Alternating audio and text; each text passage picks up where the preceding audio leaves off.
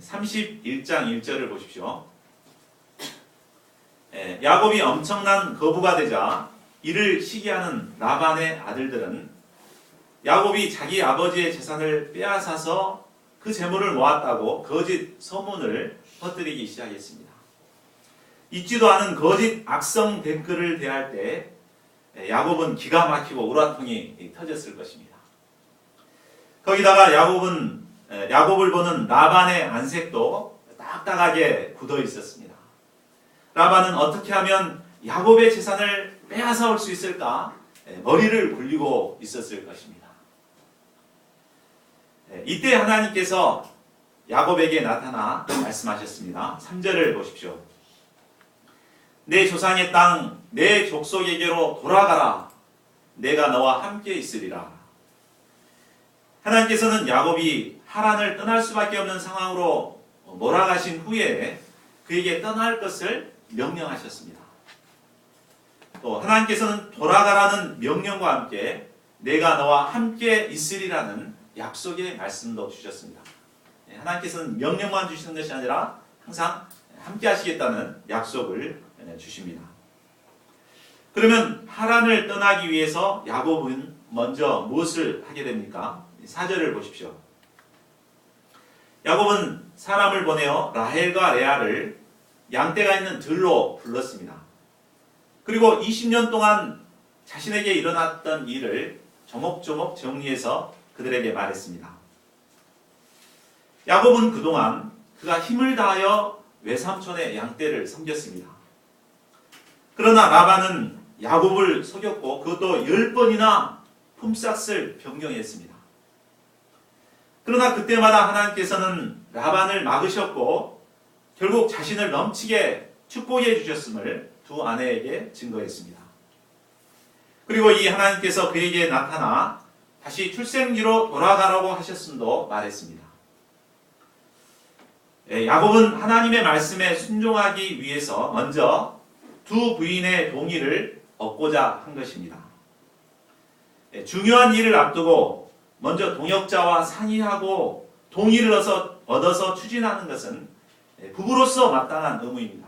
하나님께서 나에게 방향을 주셨으니까 그냥 따라와 이렇게 하는 것이 아니라 이제 인격적으로 동역자에게 다 설명해주고 동의를 얻고 부부가 같이 합심해서 이렇게 하는 것이 정말 지혜로운 것입니다. 그러면 이에 대한 레아와 라헬의 대답이 무엇입니까? 14절과 15절을 보십시오. 그들은 그동안 자신의 아버지는 자신을 팔고 자신들에게 주어야 할 돈까지 먹어버렸다고 아버지를 성토했습니다. 그랬죠? 야곱한테 이제 7년간 품삯으로 그냥 팔아버렸고 또 그 이제 지참금을 아버지가 받으면 그 일부만 자기가 갖고 다 이렇게 딸에게 돌려줘서 처가 이제 살림을 시작하도록 이해해야 되는데 아주 라반은 그냥 아주 피도 눈물도 없이 싹 자기가 취해버렸습니다. 그리고는 마치 딸들을 외국인 대하듯이 대했습니다. 이런 아버지에게는 더 이상 미련이 없다 이렇게 대답했습니다. 그리고 하나님이 당신에게 이르신 일을 다 준행하라 하면서 야곱에게 힘을 실어주었습니다. 동역자가 이처럼 옆에서 공감해주고 격려해줄 때 형제는 힘을 얻어서 열심히 사명의 길을 갈 수가 있습니다. 야곱은 동역자의 지원을 힘입어 담대히 라반에게 가서 단판을 지어야 했습니다. 이제 하나님께서도 말씀하셨고 또 동역자의 지원도 있으니까 라반한테 가서 따지고 이제 가겠다고 해야 되잖아요. 그런데 어떻게 했습니까? 17절에서 19절을 보십시오. 그는 라반이 양털을 깎으러 갔을 때 몰래 자신이 가진 모든 가축들을 이끌고 식구들과 함께 도망가 버렸습니다. 이로 인해 후에 더 큰 위기를 맞게 됐습니다. 믿음으로 하지 않으면 항상 문제가 닥치게 마련입니다. 그런데 이때 라헬은 아버지의 드라빔을 몰래 도둑질해 갔습니다. 드라빔이 뭔지 한번 다음 보면 이게 드라빔이거든요. 되게 20세기 이전에는 이것이 이제 가족을 모시는 우상으로만 알려져 있었습니다. 그런데 1920년대 이제 그 누지라는 지역이 그 하란 지역보다 좀 위에 있는 지역이거든요. 거기서 이제 고고학자들이 발굴을 했는데 거기에서 토판이 발견됐습니다. 다음 거 보시죠. 이 토판을 이제 해석을 해보니까 드라빔에 대한 내용들이 많이 나오게 됐어요. 그래서 이 드라빔이 어떤 역할을 했냐, 물론 이제 우상이기도 하지만 이 드라빔은 그 집안의 작은 신상이면서도 그것을 소유한 사람이 집안의 상속권을 갖게 되고 통치권을 갖게 된다는 그런 징표였다고 합니다. 이게 오늘날로 말하면 뭐 인간도장 뭐 이런 것이겠죠. 근데 바로 이렇게 중요한 것을 라헬이 갖고 도망가 버린 거예요. 이제 그동안 아빠한테 상처받은 거 이제 보복을 한 거죠. 부전여전이라고 라반을 닮은 라헬은 아예 아버지의 집에 기둥뿌리를 뽑아가지고 간 것이나 마찬가지였습니다. 22절을 보십시오. 야곱 일행이 도망한 지 3일 만에 라반은 이를 듣게 되었습니다. 이에 라반은 그의 형제를 거느리고 7일 길을 쫓아가 야곱을 따라잡았습니다. 아마 화가 난 그는 당장에 야곱을 다그쳐서 가족들과 가축을 싹 빼앗아 버리고 빤스만 입혀서 이제 알거지로 내쫓아버리고 싶었을 것입니다. 그러나 24절을 보십시오. 그 밤에 하나님께서 라반에게 나타나셨습니다. 그리고 너는 삼가 야곱에게 선악간에 말하지 말라라고 하셨습니다. 하나님께서는 약속하신 대로 야곱과 함께 하시고 그를 철저히 지키시고 보호해 주신 것입니다. 그렇다고 라반이 순순히 물러날 사람은 아니었습니다. 잃어버린 드라빔을 꼬투리로 야곱을 추궁하였고 이로 인해 실랑이가 벌어졌습니다. 결국 라반이 라헬이 숨겨놓은 드라빔을 찾지 못하게 되었고 그러자 이제 기세가 등등해진 야곱은 지난 20년 동안 자신이 어떻게 라반을 섬겼으며 또 라반이 자신을 얼마나 속였는가를 추궁합니다. 38절에서 40절을 보십시오. 야곱은 지난 20년 동안 성실히 일해왔습니다. 자기 가축도 아니고 외삼촌의 가축이었지만 한 마리도 낙태한 것이 없었습니다. 이렇게 아이를 가졌을 때 지극정성으로 이렇게 보호해줬기 때문에 한 마리도 낙태한 것이 20년 동안 한 마리도 없었고 또 몰래 그냥 자기가 그냥 먹고 싶다고 그냥 먹어버린 일도 없었습니다. 또 만일 밤에 도둑이 이렇게 훔쳐가거나 낮에 훔쳐가거나 그러면 반드시 라반은 이것을 야곱에게 내놔라고 그렇게 했고 야곱은 몇 번이나 이 변상을 해주었습니다.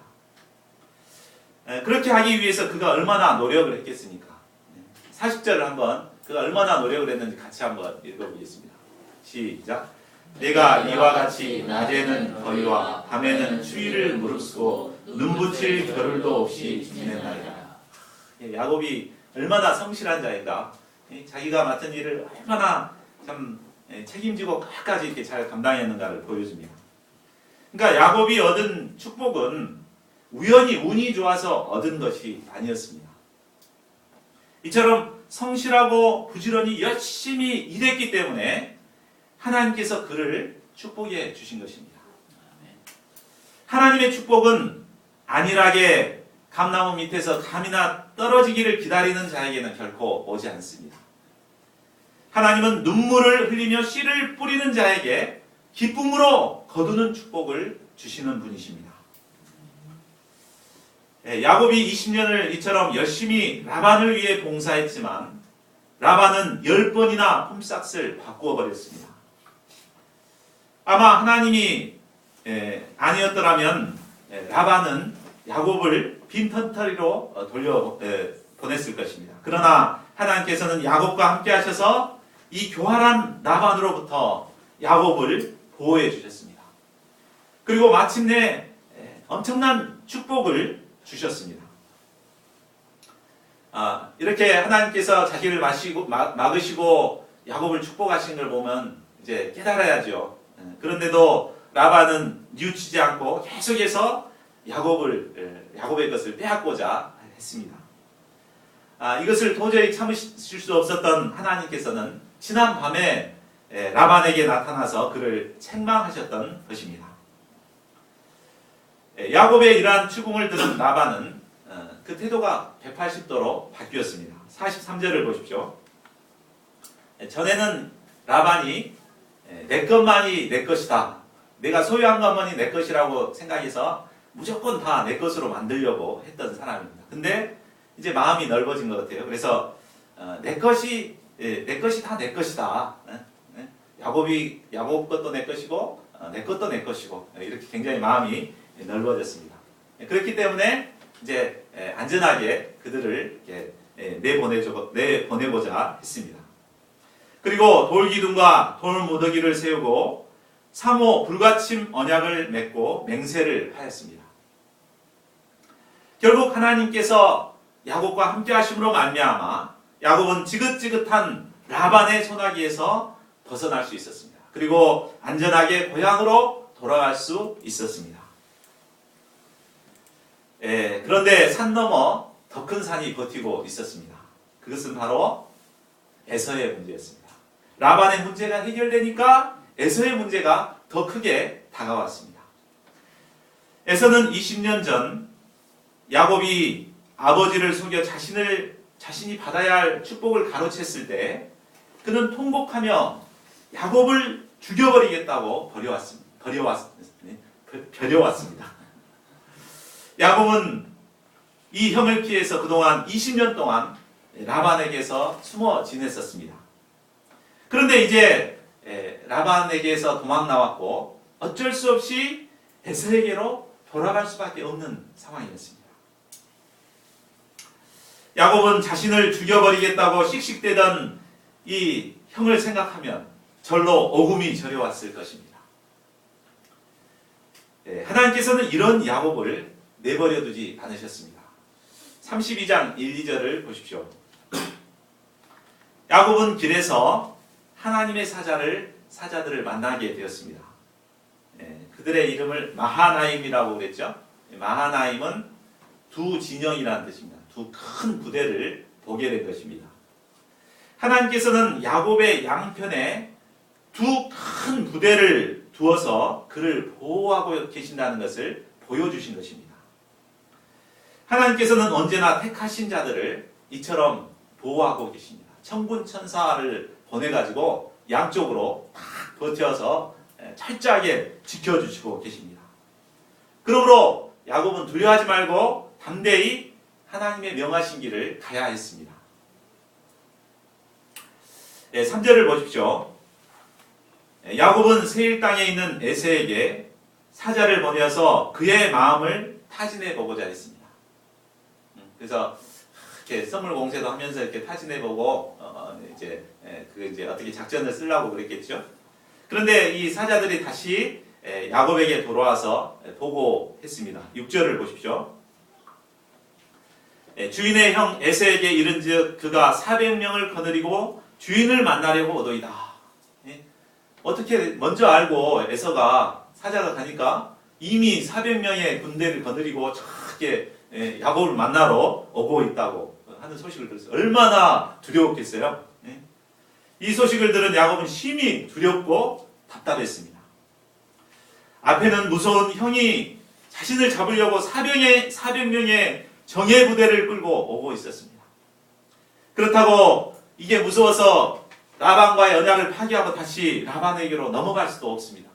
뒤에 딱 이제 언약의 돌을 딱 세워놔서 넘어갈 수도 없고 앞에는 이제 에서가 쫓아오고 이것을 가리켜서 한자 사자성어로 뭐라 그러죠? 진퇴양난. 앞으로 갈 수도 없고 뒤로 물러설 수도 없는 이런 상황에 처하게 되었습니다. 야곱은 고심 끝에 자기와 함께한 동행자와 또 양과 소와 낙타를 두 떼로 나누었습니다. 이것은 에서가 한 떼를 치면 한 떼라도 이제 도망가서 살리고자 하는 그런 생각이었습니다. 그러니까 유대인들의 생각은 항상 이제 그 두 떼를 나누어서 한 떼를 투자할 때도 절반만 투자해요. 우리나라 사람들은 투자할 때 어떻게 되죠?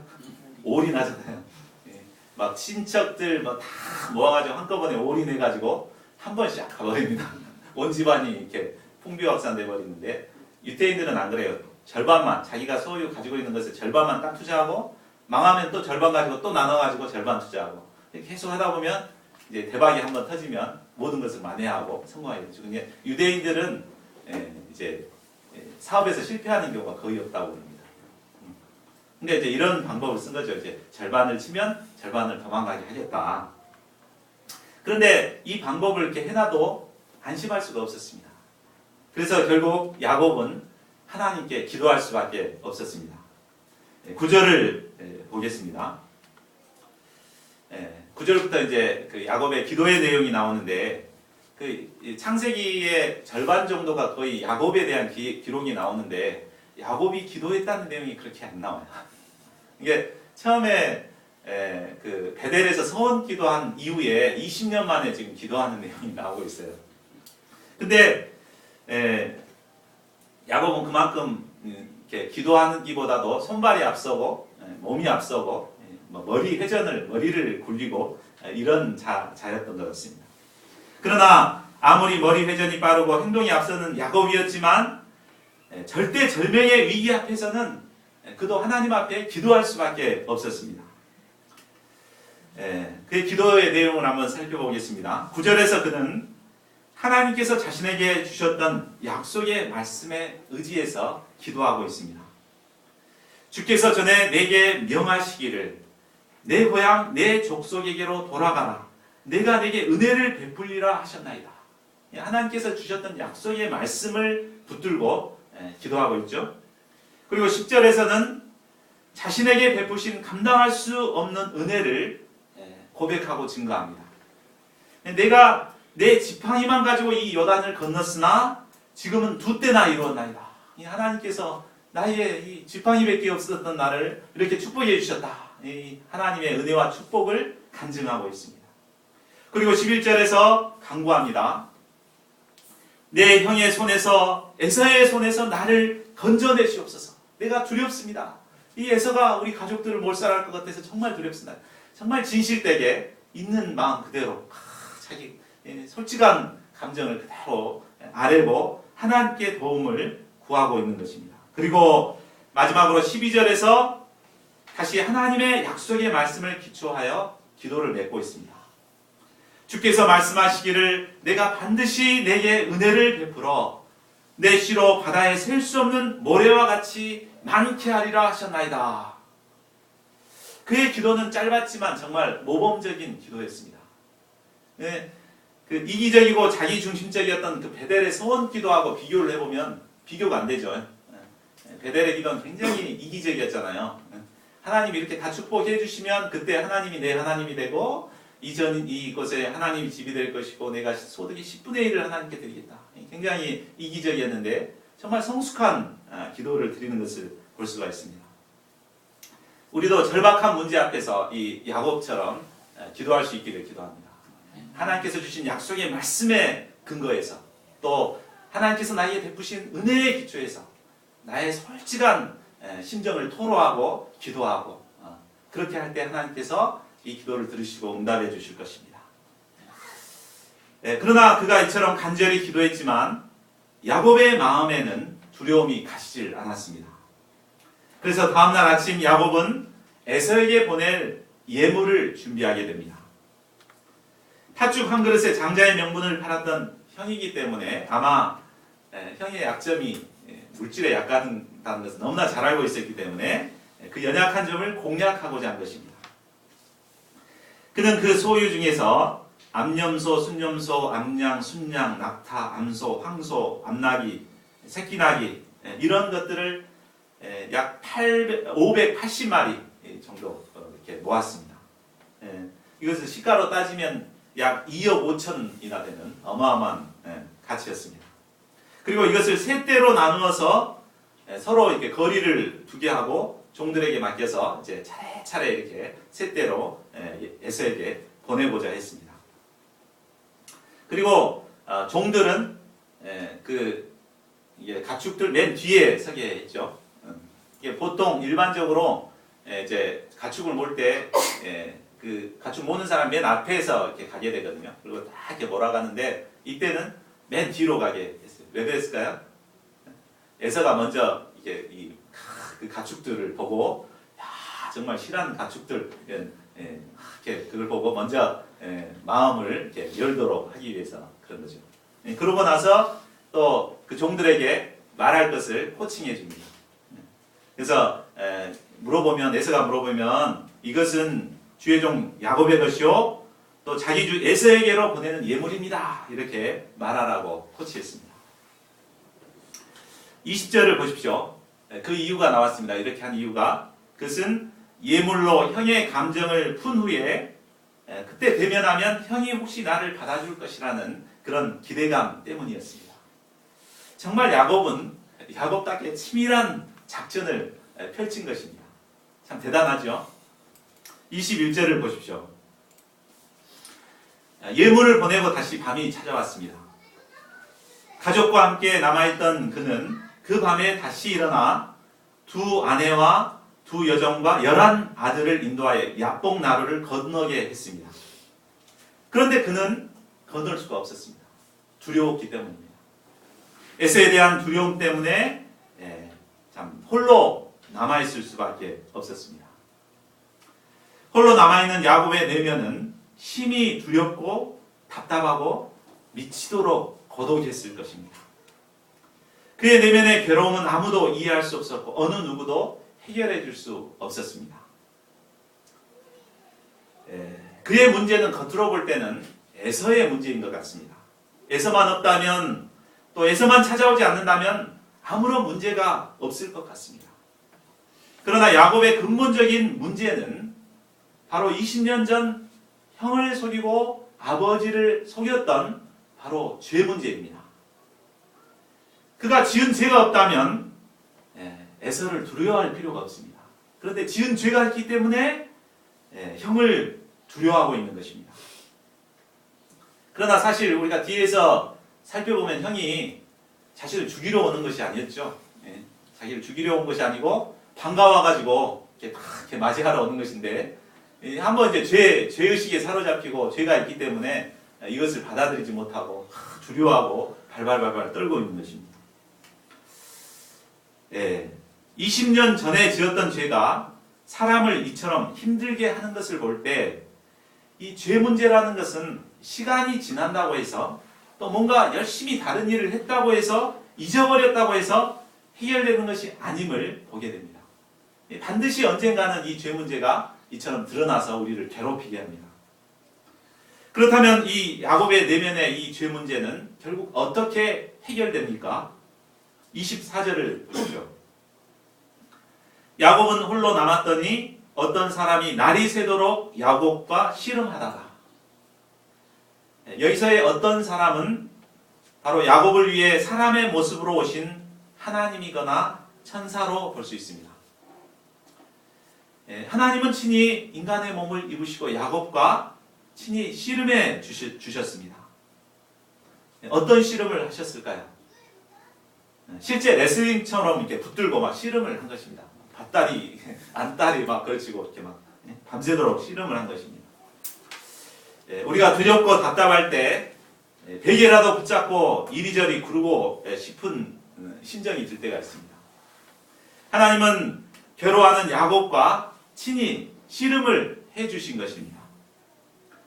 과거 야곱은 고향집에서 형 에서와 싸웠습니다. 그것도 뱃속에서부터 서로 먼저 나가기 위해서 싸웠습니다. 또 하란에서는 라반과 그의 아들들과 싸웠습니다. 그리고 야곱은 지금까지 한 번도 진 적이 없었습니다. 야곱은 이번에도 기어코 하나님을 이겨보고자 악착같이 싸웠습니다. 밤이 새도록 싸움은 계속되었지만 야곱은 결코 포기하지 않았습니다. 그 진념의 사나이였어요. 절대 지고자 하지 않는, 포기하지 않는 자였습니다. 그만큼 야곱은 자기가 강하고 자신을 굽히지 않는 사람이었습니다. 결국 하나님께서는 어떻게 하십니까? 결국 하나님은 야곱의 허벅지 관절을 쳐서 그를 거꾸로 들였습니다. 하나님께서는 자기가 강한 우리와 싸워주시지만 한없이 싸워주기만 하시는 분이 아니십니다. 도저히 하나님도 못 참으시면 이제 손을 쳐서 관절을 부러뜨리십니다. 거꾸러뜨리십니다. 그러므로 하나님이 거꾸러뜨리기 전에 먼저 하나님 앞에 무릎을 꿇는 것이 지혜로운 자입니다. 버티기 하지 마십시오. 하나님께서 참다 못하면 이제 치실 수 있으니까 우리가 버티기 하지 마시고 빨리 무릎을 꿇으시기 바랍니다. 결국 관절이 거꾸러진 야곱은 에서를 피해 도망을 갈 수도 없게 됐습니다. 이제 도망가고 싶어도 이제 걸을 수도 없으니 도망도 못 가게 됐습니다. 막다른 골목에서 야곱은 더 이상 자기의 몸 하나도 가눌 수 없는 상태가 되어버렸습니다. 이때 야곱은 비로소 하나님께 무릎을 꿇고 매달렸습니다. 26절을 보십시오. 26절을 같이 한번 읽어볼까요? 시작. 그가 이르되 날이 새려하니 나로 가게 하라. 야곱이 이르되 당신이 내게 축복하지 아니하면 가게 하지 아니하느니라. 당신이 내게 축복하지 아니하면 가게 하지 않겠습니다. 그거 붙들고 매달렸습니다. 야곱은 쩔뚝거리는 그 발로 온 힘을 다해 필사적으로 하나님께 축복을 간구했습니다. 그러면 여기서 야곱이 간구한 축복은 어떤 축복이겠습니까? 그는 이미 4명의 아내와 11명의 자식 그리고 엄청난 부를 얻었기 때문에 더 이상 축복이 필요 없어 보입니다. 그러나 아무리 많은 것을 소유했다 할지라도 죄로 인한 고통과 죽음이 주는 두려움에서 그를 건져내지 못했습니다. 그러므로 야곱이 구한 축복은 외적인 물질적인 축복을 구한 것이 아니라 바로 내적인 축복, 죄사함의 은혜, 이 두려움 가운데서 건져내는 축복을 주시라고 간구한 것입니다. 그러면 이런 그에게 하나님께서는 무슨 축복을 주십니까? 27절을 보십시오. 하나님께서는 축복을 주시기 전에 먼저 그의 이름을 물으셨습니다. 하나님께서 그 이름을 몰라서 물었겠습니까? 아신 거죠. 근데 자기 이름이 무엇인가를 스스로 살피고 고백하도록 도우신 것입니다. 내가 지금까지 어떻게 살아온 자인가, 또 내가 현재 어떤 자인가를 스스로 깨닫고 자신의 존재의 본질을 깨닫도록 도우시는 질문입니다. 이에 그는 고개를 떨구며 야곱입니다 라고 대답합니다. 야곱이란 무슨 뜻이었죠? 발 뒤꿈치를 잡는 자, 속이는 자라는 뜻이었습니다. 그의 이름 속에는 뱃속에서부터 시작하여 지금에 이르기까지 싸우고 씨름하는 그의 끈질긴 모습이 담겨 있었습니다. 또 목적을 위해서라면 속여서라도 이를 빼앗고 마는 수단과 방법을 가리지 않는 그였습니다. 야곱이라는 이름은 항상 다툼과 미움과 증오가 따라다니는 이름이었습니다. 야곱은 내가 야곱입니다. 제가 바로 그런 자였습니다. 라고 솔직히 자신을 인정하고 하나님 앞에 고백한 것입니다. 이때 하나님께서 하신 말씀이 무엇입니까? 28절도 우리 함께 읽어보겠습니다. 시작. 그가 이르되 내 이름을 다시는 야곱이라 부를 것이 아니요 이스라엘이라 부를 것이니 이는 내가 하나님과 및 사람들과 겨루어 이겼음이니라. 하나님은 이제 그의 이름을 바꾸어 주셨습니다. 야곱, 빼앗는 자, 속이는 자, 발꿈치를 붙잡는 자, 야곱에서 이스라엘로 바꾸어 주신 것입니다. 이스라엘의 뜻이 무엇입니까? 그것은 바로 하나님과 겨루어 이겼다라는 뜻입니다. 이 말이 무슨 뜻일까요? 진짜 야곱이 하나님과 싸워서 이겼습니까? 우리가 하나님과 싸워 이길 수 있는 사람들입니까? 못하죠. 이 말의 의미는 바로 하나님과 싸움을 통해서 승리한 자다라는 뜻입니다. 하나님과 싸움으로 승리한 자다. 그는 과거 사람과의 다툼을 통해서, 사람과의 싸움을 통해서 원하는 것을 얻는 야곱이었습니다. 그러나 이제는 하나님과의 영적 투쟁을 통해서 영적인 축복을 쟁취하는 영적인 사람이 되었습니다. 하나님과 싸우는 자란 사람들과의 갈등에 문제가 있을 때 인간 갈등을 하지 않고 하나님께 나아가 하나님과 씨름하는 자입니다. 현실적인 문제가 있을 때 그 문제를 해결하기 위해서 손과 발을 움직여서 막 행동이 앞서는 자가 아니라 바로 그 문제를 들고 하나님께 나아가서 하나님과 씨름하는 자입니다. 매사에 하나님 중심으로 생각하고 하나님의 뜻을 찾고자 애쓰는 자입니다. 이런 이스라엘이 결국은 승리하게 됩니다. 우리는 인간적인 갈등을 하기 쉽잖아요. 네가 나를 그랬어 하면서 어찌하든지 막 보복하고자 막 이렇게 하는데, 영적인 사람들은 이런 인간적인 갈등이 있을 때 하나님께 나아가서 기도하고 하나님과 막 씨름하고 투쟁하는, 그럴 때 진정한 승리가 주어지고 축복이 주어지는 것입니다. 바로 야곱은 이런 이스라엘로 변화된 것입니다. 하나님께서는 저희 모두가 야곱이 아니라 이스라엘이 되기 원하십니다. 인간 갈등에만 얽매여 고통하며 괴로워하지 말고 하나님께 나와 영적인 투쟁을 하기를 원하십니다. 하나님께서는 기꺼이 우리와 싸워주시기를 원하십니다. 저희 모두가 분이엘의 밤을 지새우며 하나님과의 영적인 싸움으로 이스라엘이 될 수 있기를 기도합니다. 30절을 보십시오. 하나님의 축복하심으로 말미암아 야곱이 하나님과 싸우는 사람이 되었을 때 그에게 놀라운 일이 일어났습니다. 그러므로 야곱이 그곳 이름을 분이엘이라 하였으니 그가 이르기를 내가 하나님과 대면하여 보았으나 내 생명이 보존되었다 함이더라. 분이엘이란 하나님의 얼굴이라는 뜻입니다. 그는 하나님과 싸움으로써 하나님과 대면하게 되었고 이로써 그는 자신을 발견하게 되었습니다. 자신이 하나님을 믿지 못하고 두려움이 가득한 자요, 속이는 자요, 헛된 세속적인 복을 구하며 인생을 낭비하던 자였던 것을 발견하게 되었습니다.